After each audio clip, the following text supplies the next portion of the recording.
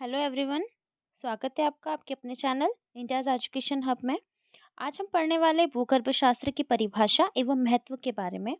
आपने पीएससी का सिलेबस देखा होगा। इसमें जो पेपर नंबर 3 है, पेपर नंबर 3, इसकी यूनिट नंबर है 10। यूनिट नंबर जो 10 है, इसमें पूरा का पूरा भूगर्भ शास्त्र दिया गया है।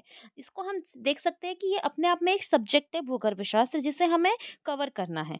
तो आज के इस वीडियो में हम स्टार्ट करेंगे भूगर्भ शास्त्र, और इसमें हम उसकी परिभाषाएं, साथ में भूगर्भ शास्त्र की जितनी भी शाखाएं हैं, शाखाएं और इसके साथ ही भूगर्भ शास्त्र का जो महत्व है, इसको आज के वीडियो में हम डिस्कस करने वाले हैं। तो स्टार्ट करते हैं भूगर्भ शास्त्र को। सबसे पहले हम देखते हैं कि भूगर्भ शास्त्र की परिभाषा क्या होती है।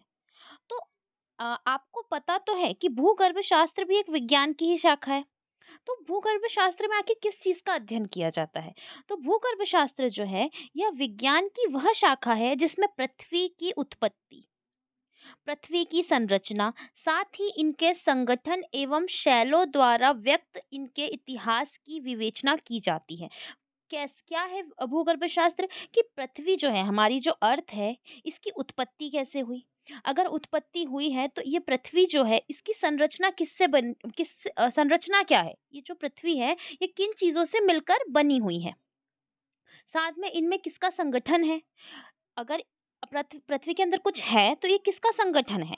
साथ ही के साथ जो हमारे को जो शैल मिलते हैं, पत्थर चट्टानें मिलती है, इनका इतिहास कितना प्राचीन है, कितने पुराने साल के ये है, कितने सालों पहले के है ये पत्थर, इनके बारे में भी क्या होती है, इसके इतिहास की विवेचना की जाती है, अध्ययन किया जाता है। यही क्या कहलाता है? भूविज्ञान कहलाता है। अगर हम अंग्रेजी में देखें तो भूविज्ञान को हम जियोलॉजी कहते हैं। जो कैसा शब्द है? ये एक ग्रीक ग्रीक शब्द है। ग्रीक के दो शब्दों से मिलकर बना है। पहला है जियो और दूसरा है लॉजस, जिसका अर्थ क्या होता है? जियो का अर्थ होता है पृथ्वी और लॉजस का मतलब होता है विज्ञान। अर्थात कि पृथ्वी से संबंधित विज्ञान को ही हम क्या कहते हैं? भूविज्ञान कहते हैं। तो भूगर्भ शास्त्र की परिभाषा क्या है, या भूविज्ञान क्या होता है? कि विज्ञान की वह शाखा जिसमें हम पृथ्वी की उत्पत्ति कैसे हुई, पृथ्वी की संरचना क्या है, इसके संगठन क्या है, साथ ही में जो पृथ्वी के अंदर पाए गए शैल है, उनका इतिहास कितना पुराना है, इसकी अगर हम विवेचना करते हैं, या फिर हम यह कह सकते हैं कि पृथ्वी से संबंधित जो इतिहास होता है, इसे ही हम क्या कहते हैं? भूगर्भ शास्त्र कहते हैं या भूविज्ञान कहते हैं। भूविज्ञान के विषय के अंतर्गत हम पृथ्वी की आयु, कि पृथ्वी कितने साल पुरानी है, इसमें पाए जाने वाले खनिजों, जीवाश्मों, शैलों एवं पृथ्वी में कार्यशील बाहरी व आंतरिक शक्तियों तथा उनके प्रभाव के साथ सौर मंडल से संबंधित जानकारियों का अध्ययन भी इसमें किया जाता है। तो भूगर्भ शास्त्र के अंतर्गत हम क्या क्या पढ़ने वाले हैं? कि पृथ्वी की आयु क्या है, ये हमारे इसमें टॉपिक ही है कि पृथ्वी की आयु। पृथ्वी में जो खनिज पाए जाते हैं, वो जीवाश्म, शैल, जितनी चट्टानें हैं, शैल, ये सभी, और साथ में जो पृथ्वी में जो बल कार्य करना है, आंतरिक बल और बाहरी बल या फिर बाहरी शक्तियां, इनके साथ साथ जो सौर मंडल है, इसकी भी जानकारी, अगर इसका कोई प्रभाव पृथ्वी पर पड़ा है, तो इसकी भी जानकारियों का अध्ययन हम किसके अंतर्गत करते हैं? भूगर्भ शास्त्र के अंतर्गत करते हैं। तो आपको समझ आ गया होगा कि भूगर्भ शास्त्र की परिभाषा क्या है, भूगर्भ शास्त्र क्यों जरूरी है, और इसका हम अध्ययन क्यों कर रहे हैं, भूगर्भ शास्त्र को हमारे सिलेबस में क्यों जोड़ा गया है, क्योंकि ये एक इम्पॉर्टेंट टॉपिक है। हमें इसमें पृथ्वी की आयु, खनिज, साथ में संरचना, सभी के बारे में अध्ययन करना है। अब हम देख लेते हैं कि भूगर्भ शास्त्र की जो शाखाएं है वो कौन कौन सी है। तो भूगर्भ शास्त्र की शाखाओं में है स्तरित सेल विज्ञान, आर्थिक भूविज्ञान, खनिज विज्ञान या खनिजिकी, भू आकृति विज्ञान, जीवाश्म विज्ञान या जीवाश्मिकी, भौतिक भूविज्ञान, संरचनात्मक भूविज्ञान, खनन भूविज्ञान, शैल विज्ञान या शैलिकी, और व्यवहारिक भूविज्ञान। अब ये जो जितनी शाखाएं हैं, इनको इसमें भूविज्ञान को हमने बांटा है इन सारी शाखाओं में। अब हम इसमें इस शाखाएं जितनी भी है, उनको विस्तृत रूप से पढ़ेंगे कि आखिर किस शाखा के अंतर्गत किस चीज का अध्ययन होता है। तो सबसे पहले देखते हैं स्तरित शैल विज्ञान। स्तरित शैल विज्ञान क्या होता है? तो स्तरित शैल विज्ञान की अगर बात करें, तो भूविज्ञान की इस शाखा में, मतलब जो भूविज्ञान हम पढ़ रहे हैं, जिसमें पृथ्वी का अध्ययन हो रहा है, तो इसमें स्तरित शैल विज्ञान है, इसके अंतर्गत हम भूविज्ञान के अंतर्गत यहाँ पर हम शैलों के स्तरों का अध्ययन करते हैं, उनके निक्षेपण स्थिति का, साथ में आयु, स्वरूप और वितरण आदि की दृष्टि से इसका अध्ययन किया जाता है कि भूविज्ञान की इस शाखा के अंतर्गत हम सेल स्तरों का अध्ययन, उनकी निक्षेपण स्थिति, आयु, स्वरूप और वितरण आदि की दृष्टि से इसका अध्ययन किया जाता है। पृथ्वी के संपूर्ण वैज्ञानिक इतिहास का विवरण, पृथ्वी के बाह्य भाग भूपटि क्रस्ट पर मौजूद विभिन्न सेल स्तरों के अनुक्रमिक विन्यास एवं उनमें मौजूद जीवाश्मों के अध्ययन से किया जाता है। ऐतिहासिक भूविज्ञान के अंतर्गत भूविज्ञान के सिद्धांतों का उपयोग करते हुए पृथ्वी के इतिहास का पुनर्चक्रण कर उसे समझने की कोशिश की जाती है। क्या अर्थ हुआ इसका? कि देखिए, पृथ्वी जो है, पृथ्वी को हम 3 भागों में बाँटते हैं। अगर हम इसका अध्ययन करते हैं तो देखते हैं कि ऊपर की जो परत है उसको क्या कहते हैं? क्रस्ट, फिर मेंटल और फिर कोर। तो पृथ्वी का जो क्रस्ट है, ऊपर का जो भाग है, इसमें बहुत सारे सेल पाए जाते हैं, बहुत सारे शेल पाए जाते हैं और शेल में क्या मौजूद होते हैं? जीवाश्म होते हैं। तो जब हम क्या कर रहे होते हैं, इन शैलों के अंदर जो जीवाश्म पाए जाते हैं और उन जीवाश्मों से ही हम पता करते हैं कि ये जो शैल है इनकी आयु कैसी रही होगी, ये जो सेल है कितने वर्ष पुराने हैं, इनका वितरण यहाँ पर किस तरीके से हुआ है और जो पृथ्वी है, जो हमारी पृथ्वी है, इसका इतिहास कितना पुराना है, इसको समझने की कोशिश करते हैं। किससे? हम शैलों के माध्यम से समझने की कोशिश करते हैं। तो अब आपको समझ आ गया होगा कि स्तरित शैल विज्ञान के अंतर्गत किसका अध्ययन किया जाता है? सेल स्तरों का। मतलब जो क्रस्ट पे पाए जाने वाले शैल होते हैं, चट्टानें होती है, इनमें जो जीवाश्म पाए जाते हैं, उनके आधार पर ये पता लगाया जाता है कि जो पृथ्वी है, ये कितने वर्ष पुरानी है। दूसरा क्या है? दूसरा है भौतिक भूविज्ञान। भूविज्ञान के अंतर्गत किसका अध्ययन होता है? तो भूविज्ञान की इस शाखा के तहत पृथ्वी को संगठित करने वाले पदार्थों की प्रकृति, उनके गुणों एवं समस्त भूमंडल पर पदार्थों के वितरण एवं उनमें उन्हें निर्मित, परिवर्तित, परिवहित एवं विरूपित करने वाले प्रक्रमों और दृश्यों, भूमि के विकास की विवेचना की जाती है। तो भौतिक भूविज्ञान के अंतर्गत हम क्या करते हैं कि जो पृथ्वी में संगठित पदार्थ है, उनका यहाँ पर क्या किया जा रहा है? अध्ययन किया जा रहा है। आर्थिक भूविज्ञान के अंतर्गत क्या होता है कि भूविज्ञान की इस शाखा में पृथ्वी में पाए जाने वाले पदार्थ, जैसे विभिन्न प्रकार के खनिज, अयस्कों, शैलों, भूमिजल आदि के व्यावहारिक उपयोग एवं इंजीनियरिंग में भूविज्ञान के अनुप्रयोगों का विवेचन करती है। आर्थिक भूविज्ञान में भूवैज्ञानिक अध्ययन के आर्थिक दृष्टिकोण के मद्देनजर पृथ्वी पर उपलब्ध विभिन्न उपयोगी आर्थिक महत्व के खनिजों एवं शैलों की उत्पत्ति, गुणधर्म, सहचर्य, इनके प्राप्ति वाले स्थानों, निर्माणों एवं खनन विधियों का अध्ययन इसमें किया जाता है। तो आर्थिक भूविज्ञान के अंतर्गत क्या किया जाता है कि आर्थिक भूविज्ञान के अंतर्गत जो बहुत महत्वपूर्ण खनिज होते हैं, पृथ्वी पर पाए जाने वाले जो महत्वपूर्ण खनिज अयस्क होते हैं, सेल होते हैं, भूमि जल होता है, इन सभी का क्या की जाती है? जांच की जाती है। उनकी उत्पत्ति कैसे हुई, उनके गुणधर्म क्या है, सहचर्य कैसा है, साथ ही साथ उनके खनन की जो विधियां होती है, इसका भी अध्ययन हम आर्थिक भूविज्ञान के अंतर्गत करते हैं। दूसरा है संरचनात्मक भूविज्ञान।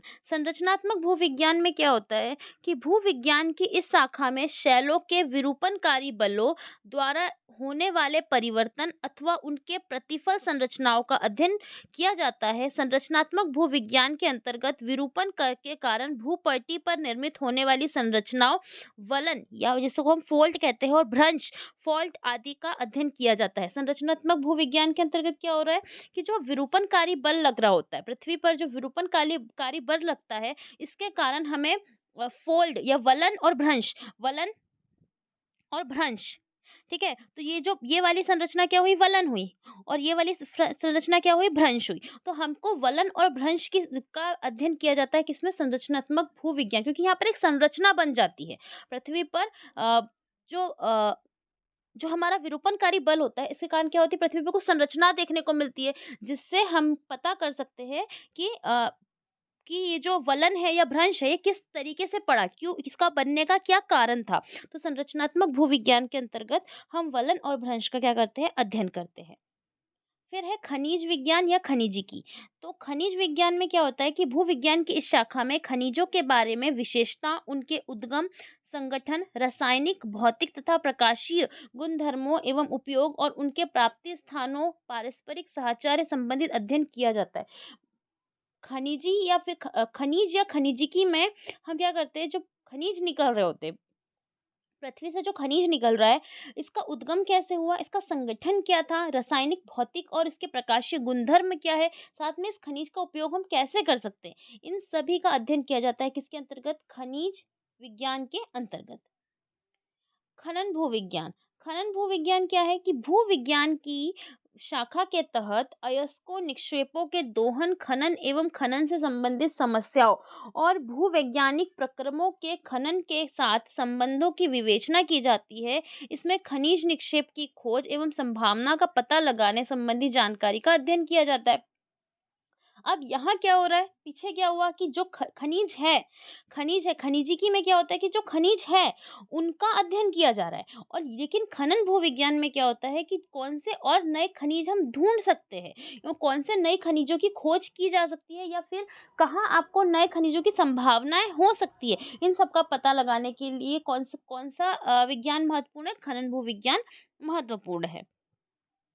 भू आकृति विज्ञान। भू आकृति विज्ञान क्या है कि पृथ्वी के स्थलाकृति लक्षणों तथा इन्हें उत्पन्न करने वाले साधनों तथा इनके विकास की पद्धतियों का अध्ययन भू आकृति विज्ञान कहलाता है। भू आकृति विज्ञान क्या है कि जब पृथ्वी है हमारी, इसमें बहुत सारी स्थलाकृतियां बन रही है, बहुत सारे पर्वत बन रहे, पठार बन रहे, नदियां बन रही है, तो ये कैसे उत्पन्न हो रही है, आखिर इनको उत्पन्न करने वाले साधन क्या है, इनका विकास हो रहा है, इनकी पद्धतियां क्या है, तो इन सभी का अध्ययन किसके अंतर्गत किया जाता है, भू आकृति विज्ञान के अंतर्गत किया जाता है। इसमें पृथ्वी का धरातल तथा इस पर मिलने वाली स्थलाकृतियों या उच्चावच की उत्पत्ति एवं स्वरूप का क्रमबद्ध विकास तथा वर्तमान रूप का अध्ययन किया जाता है। ठीक है, तो भू आकृति विज्ञान में हम क्या कर रहे हैं कि पृथ्वी का जो धरातल है, इस पर बहुत सारी स्थलाकृतियां मिल रही है, कभी कुछ चीजें ऊंची मिल रही है, पहाड़, कभी बहुत ज्यादा समतल मैदान दिख रहा है, कभी नदियां दिखाई दे रही है, तो इनका विकास कैसे हुआ, इनका ये वर्तमान स्वरूप कैसे आया, यहाँ तक के जो अध्ययन किया जा रहा है, यह भू आकृति विज्ञान के अंतर्गत ही किया जाता है। फिर है शैल विज्ञान या शैलिकी। तो भू विज्ञान की इस शाखा में जो शैल है, इसकी उत्पत्ति, प्राप्ति, संरचना, इनके इतिहास, रासायनिक संगठन तथा वर्गीकरण की विवेचना की जाती है। शैलिकी में शैलों के मिलने की अवस्था एवं उनके उद्भव तथा भूवैज्ञानिक प्रक्रमों और इतिहास में इनके पारस्परिक संबंधों का अध्ययन किया जाता है।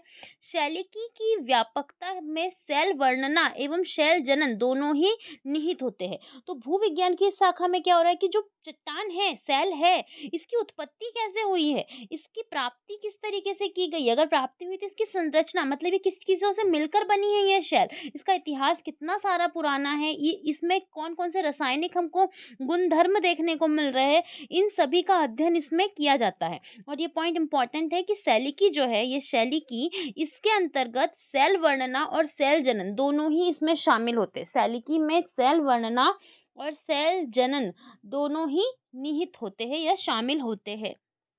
फिर है जीवाश्म विज्ञान या जीवाश्मिकी। तो जीवाश्म से समझ आ रहा है कि जीवाश्मों का अध्ययन किया जा रहा होगा। तो भूविज्ञान की इस शाखा में अतीत भू वैज्ञानिक कल्पों में पादप, मतलब पेड़ों, और प्राणी, जानवरों, इंसानों, सभी इनके विज्ञान का अध्ययन पृथ्वी में मिलने वाले जीवाश्मों के आधार पर किया जाता है। पुरातन काल के प्राणियों एवं वनस्पतियों के अवशेष, जिन्हें जीवाश्म कहते हैं, का क्रमबद्ध अध्ययन इसमें किया जाता है। तो जीवाश्मिकी या जीवाश्म विज्ञान के अंतर्गत जो पुराने काल, प्राचीन काल से जो हमको प्राणी और उनके वनस्पति के जो अवशेष, हमको पुराने अवशेष देखने को मिल रहे हैं, इनका अध्ययन किया जाता है। जैसे कि मोहनजोदड़ो की खुदाई से भी बहुत सारे अगर हमको कंकाल या फिर हमको बहुत सारी चीजें मिली है, जीवाश्म के तौर पर कुछ चीजें मिली है, या फिर कहीं और भी खुदाइयाँ हो रही है, तो जीवाश्म मिल रहा है, तो उसका जो अब अध्ययन करें तो किसके अंतर्गत किया जा रहा है, जीवाश्मिकी के अंतर्गत ये किया जा रहा है। फिर है व्यवहारिक भूविज्ञान। तो व्यवहारिक भूविज्ञान क्या होता है कि भूविज्ञान की इस शाखा में वे सभी क्षेत्र शामिल होते हैं जिसमें भूवैज्ञानिक ज्ञान का अनुप्रयोग किया जाता है। भूविज्ञान व्यवहारिक पक्ष से संबंधित इस महत्वपूर्ण शाखा में जनन भूविज्ञान के साथ इंजीनियरिंग भूविज्ञान, जल विज्ञान, समुद्र विज्ञान, भूभौतिकी तथा भू रसायन इसमें सम्मिलित होता है। तो आपसे क्वेश्चन पूछ सकता है कि व्यवहारिक भूविज्ञान के अंतर्गत किन क्षेत्रों को सम्मिलित किया गया है, तो आपको बताना पड़ेगा कि जो क्षेत्र है ये कौन से हैं, क्षेत्र बताना पड़ेगा ऐसे। करके कि हाँ, इसके इस व्यवहारिक भूविज्ञान के अंतर्गत इंजीनियरिंग भूविज्ञान, भौम जल विज्ञान, समुद्री विज्ञान, भूभौतिकी और भू रसायन जो है इसमें शामिल होता है। अब हम देख लेते हैं भूविज्ञान का महत्व क्या-क्या है। तो भूविज्ञान का महत्व अगर हम देखें तो हमें इसमें बहुत सारा आर्थिक महत्व भी देखने को मिलता है। साथ ही साथ हमें मानव मानव जीवन में भी बहुत सारी इससे फ़ायदे हमको देखने को मिलते हैं भूविज्ञान के वजह से। तो देख लेते हैं इसको एक-एक करके। तो भूविज्ञान के अंतर्गत सबसे पहले हम देखें तो भूपट्टी में पाए जाने वाले बहुत सारे जो खनिज होते हैं, भौम जल होता है तथा उनके खनन का ज्ञान हमें होता है जिस जो आर्थिक दृष्टि से मानव जीवन के लिए उपयोगी है, क्योंकि मानव जीवन के लिए कैसे आर्थिक दृष्टि से उपयोगी, क्योंकि हमें यहाँ से बहुत सारा खनिज मिल रहा है तो खनिज का जब हम खनन करते हैं तो हमें क्या होता है, बहुत ज़्यादा पैसों की प्राप्ति होती है। मतलब ये आर्थिक दृष्टि से मानव के लिए महत्वपूर्ण है भूविज्ञान। दूसरा देखिए, भूगर्भ शास्त्र के अंतर्गत बलों से संबंधित भूगर्भिक खरचरे जैसे भूकंप आदि का अध्ययन किया जाता है जो प्राकृतिक आपदा संबंधित भविष्यवाणी तथा आपदा प्रबंधन में सहायक होता है। देखो, भूगर्भ शास्त्र के अंतर्गत जब हम क्या कर रहे हैं, भूगर्भिक हलचल जैसे कि भूकंप आ रहा है, सुनामी या फिर हम देख लेते हैं ज्वालामुखी का विस्फोट हो रहा है, तो इन सभी का जब हम अध्ययन करते हैं तो हमको पहले से पता चल जाता है, भविष्यवाणी हम लगा सकते हैं कि किस क्षेत्र में कौन सी घटना घट सकती है और इससे मानव जीवन जो है जन धन की हानि से हम क्या कर सकते हैं, बच सकते हैं। वो विज्ञान में पृथ्वी के उत्पत्ति से लेकर वर्तमान तक के प्रक्रमों एवं घटनाओं का अध्ययन किया जाता है जो पृथ्वी से संबंधित परिवर्तन, जलवायु परिवर्तन, वैश्विक तापमान, हिमानीकरण आदि के अध्ययन में सहायक होता है। अभी आप लोग सभी देख रहे हैं कि बहुत ज़्यादा जलवायु परिवर्तन हो रहा है, हमें बहुत गर्मी का सामना करना पड़ रहा है, कहीं बहुत ज़्यादा बाढ़ आ चुकी है। मतलब तापमान जो है वो बहुत ज़्यादा बढ़ चुका है, हिमालय से बर्फ पिघल रही है। समुद्र का स्तर बढ़ रहा है, तो ये सभी जब चीज़ें हो रही है, तो ये क्यों हो रही है? इनका पता भी हम भूविज्ञान के अंतर्गत लगा सकते हैं, क्योंकि यहाँ पर हम पृथ्वी की जब उत्पत्ति हुई है, उसके बाद पृथ्वी जो वर्तमान तक है, तो इसमें क्या-क्या चेंजेस आए और किस-किस कारण से आए, तो हम इन सब का पता भी लगा सकते हैं। ये भी एक क्या है, भूगर्भ शास्त्र की विशेषता है या फिर महत्व है। आगे देखिए, भूगर्भ शास्त्र के अंतर्गत ही हम भौम जल के स्रोतों की उत्पत्ति एवं दोहन की स्थिति का अध्ययन कर सकते हैं जो पेयजल सिंचाई एवं भूम जल का प्रबंधन के लिए उपयोगी है। अब देखो, भूमि में बहुत सारा जल मौजूद है, लेकिन हम इसको किस तरीके से निकालें, इसका दोहन किस तरीके से करें, इसकी उपलब्धता कैसे सुनिश्चित की जा सके, इसका भी अध्ययन हम भूविज्ञान के अंतर्गत करते हैं और इससे हमें पीने के पानी, सिंचाई के लिए पानी, साथ ही साथ जल प्रबंधन के लिए भी हम इससे सहायता ले सकते हैं। भूगर्भ शास्त्र के अंतर्गत भूगर्भिक हलचलों के साथ उनके परिणाम जैसे पर्वत, पहाड़ एवं भ्रंशों के निर्माण का अध्ययन किया जाता है जो पृथ्वी की भौतिक विशेषताओं एवं उनमें समृद्ध मृदा एवं वनस्पति विशेषता के अध्ययन में मददगार होता है। भूगर्भ शास्त्र के अंतर्गत क्या कर रहे हैं, हम भूगर्भिक हलचलों का अध्ययन कर रहे हैं और भूगर्भिक जो हलचलें हुई है, भ्रंश पड़े, वलन पड़े, ठीक है, तो इन सब से क्या हुआ, पठार, मैदान, बहुत सारी चीजों का निर्माण हुआ है और इससे हम क्या कर सकते हैं कि पृथ्वी की जो भौतिक विशेषता है कि मिट्टी कैसे बनी है, यहाँ पर पर्वत कैसे बने हैं, अगर कहीं पर्वत है तो वहाँ वनस्पति है, कहीं है तो नहीं है, इन सब का अध्ययन करने में क्या होता है, भूगर्भ शास्त्र मददगार होता है। भूगर्भ शास्त्र के अंतर्गत पृथ्वी के आंतरिक भागों में पाए जाने वाले जीवाश्मों एवं उससे संबंधित प्रक्रियाओं का अध्ययन किया जाता है जो जो ईंधन के महत्वपूर्ण स्रोत जैसे कोयला, प्राकृतिक गैस, कोल बेड, मीथेन आदि के प्रबंधन में सहायक होते हैं। भूगर्भ शास्त्र में क्या का अध्ययन जब हम कर रहे होते हैं, तो वहाँ से हमको बहुत सारे जीवाश्म प्राप्त होते हैं। तो जीवाश्म का ही हम देख सकते हैं एक रूप कोयला है, ठीक है, प्राकृतिक गैस है, कोल बेड मीथेन है। तो इन सब ये क्या है, हमारे ईंधन के बहुत अच्छे स्रोत के रूप में हमें दिखाई दे रहे हैं। तो ये इन सब का भी अध्ययन हम किसके मदद से कर सकते हैं, भूगर्भ शास्त्र की मदद से कर सकते हैं। भूगर्भ शास्त्र के अंतर्गत विभिन्न कालक्रमों में ताप व दाब के कारण घटित रासायनिक, जैविक और भौतिक क्रियाओं का अध्ययन किया जाता है जो चट्टानों के निर्माण तथा चट्टानों में उपलब्ध खनिज तत्वों के अध्ययन में भी उपयोगी है। तो देखो, भूगर्भ शास्त्र के कारण ही हम क्या कर सकते हैं, बहुत सदियों से चला आ रहा जो ताप है, दाब है, इसके कारण जो घटनाएं घटित हुई हैं, इन सब के बारे में हम इनका अध्ययन कर सकते हैं, इनकी जैविक और भौतिक क्रियाओं का अध्ययन कर सकते हैं और जो चट्टान है इनका निर्माण कैसे हुआ, चट्टानों में जो उपलब्ध खनिज है, इनके तत्वों का भी अध्ययन कर सकते हैं, किसके कारण, भूगर्भ शास्त्र के अंतर्गत कर सकते हैं। तो ये थे हमारे कुछ 6-7 भूगर्भ शास्त्र के महत्व, जिसको शायद आपको समझ आ गया होगा। तो मिलते हैं नेक्स्ट वीडियो में। Thanks for watching.